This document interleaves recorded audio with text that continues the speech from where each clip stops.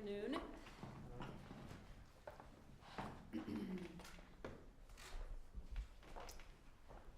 We're here for a very important occasion, but before we get to that, let me say a few words about the situation in Egypt. We condemn in the strongest terms attacks on reporters covering the ongoing situation in Egypt. This is a violation of international norms that guarantee freedom of the press, and it is unacceptable under any circumstances.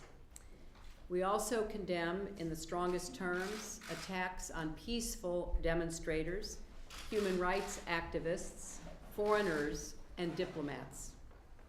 Freedom of assembly, freedom of expression, and freedom of the press are pillars of an open and inclusive society.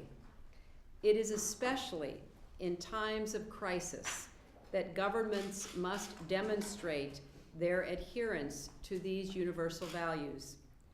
There is a clear responsibility by the Egyptian government, including the army, to protect those threatened and to hold accountable those responsible for these attacks.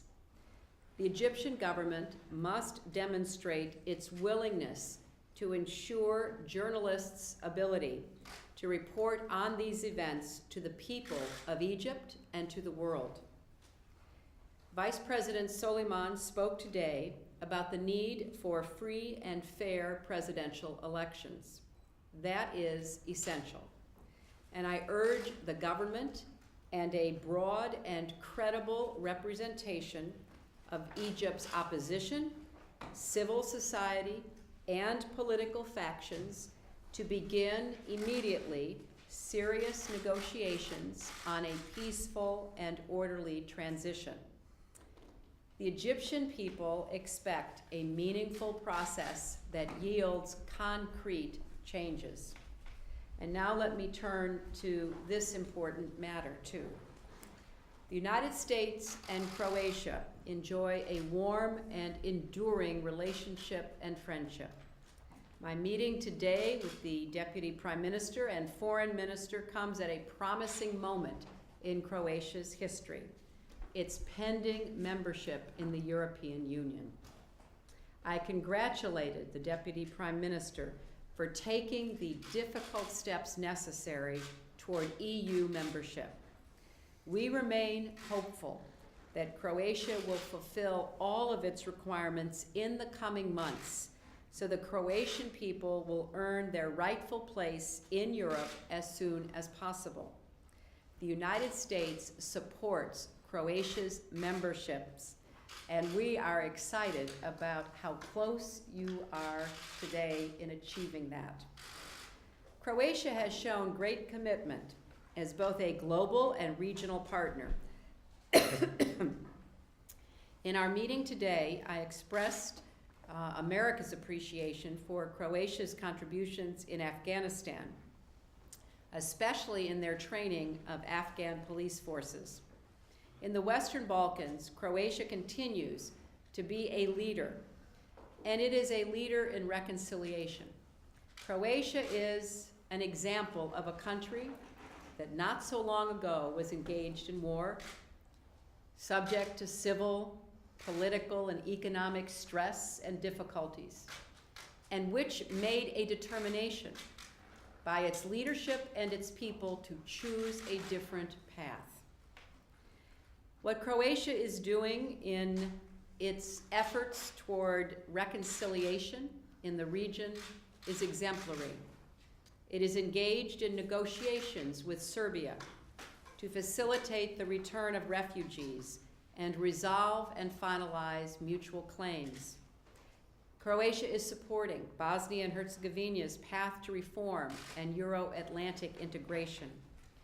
Reconciliation doesn't just build peace for the people of Croatia and the region, it creates economic opportunities for European and American businesses as well. In advancement of that economic opportunity, today we are signing the Open Skies Agreement. This will allow for an open travel corridor between our two countries, which will go a long way to increasing the flow of tourism to the beautiful country that Croatia is, and creating new investment opportunities. We look forward to continuing our partnership, and we look forward to Croatia's prospective membership in the European Union. Thank you, Madam Secretary. Thank you very much for your hospitality and really kind words about my country. I'm very pleased to be back in Washington and have had this opportunity to meet with you once again, Secretary Clinton.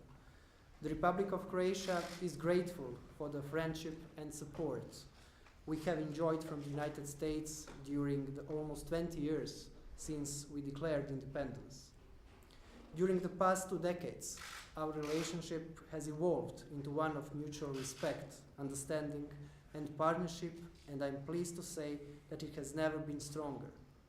Our joint efforts in Afghanistan and Southeast Europe, where we share an unwavering commitment to peace, stability, and prosperity, are a testament to that ever-strengthening relationship. Today, I reaffirmed Croatia's commitment to our mission in Afghanistan, where we have yet again increased our troop contribution levels, and where we are assuming a greater role in mentoring Afghan troops. Croatia will continue to be a responsible and reliable partner in NATO and trusted ally of the United States. Regarding Southeast Europe, I advised the Secretary that Croatia stands ready to share the experience gained in our European and Euro-Atlantic processes with all of the countries of our region, and that we will continue to be a proactive partner of the United States in Southeast Europe. We discussed the current situation in Bosnia and Herzegovina. Croatia strongly supports the sovereignty and territorial integrity of Bosnia and Herzegovina, its Euro-Atlantic perspective, sustainable reforms, and constitutional changes. Croatia also emphasized the importance of equal status and the participation of credible representatives of all 3 constituent peoples in the new government. I particularly underlined the sensitivity of the position of the Croat people in Bosnia and Herzegovina. In addition to discussing our common international priorities, today I informed the Secretary of the ambitious agenda that Croatia has set for itself this year. We are working hard to conclude our accession negotiations with the European Union during the Hungarian presidency. I expressed to the Secretary how grateful we are for the encouragement we have received from our American partners throughout the process, and particularly now as we enter the final stage of our negotiations. Our efforts are also focused on strengthening Croatia's economy. We look forward to developing a stronger economic partnership with the United States. And I am convinced that our signing of the Open Skies Agreement today will result in direct flights between Croatia and the United States and lead to increased tourism opportunities for both of our countries. We believe that the Regional Trade and Investment Forum that we are pleased to be co-hosting with the US in April in Dubrovnik in honor to the late Secretary of Commerce, Ron Brown, will also contribute to increase economic cooperation. It is our hope that American investors will find numerous opportunities for investment in Croatia in areas such as tourism, energy, transport, and water management. I expressed to Secretary Clinton Croatia's continued interest in joining the visa waiver program, and I hope that Croatia will soon fulfill criteria and become a member of the program. Last but not least, I extended an invitation to Secretary Clinton to attend this year's Croatia Summit, and I am hopeful that she will find time in her schedule to visit Croatia during what I believe will be a historic year for my country. Thank you.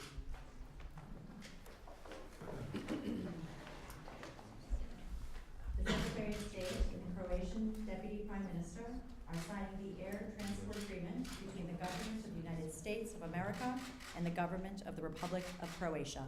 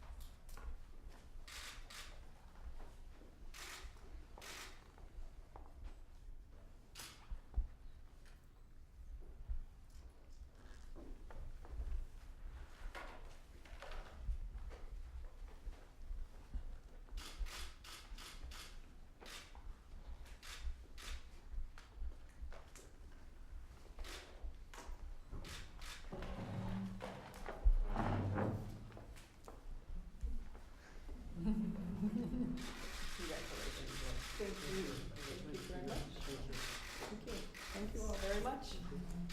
Thank you. Madam Secretary, there is some. Fly to Croatia together. Thank you all. Thank you.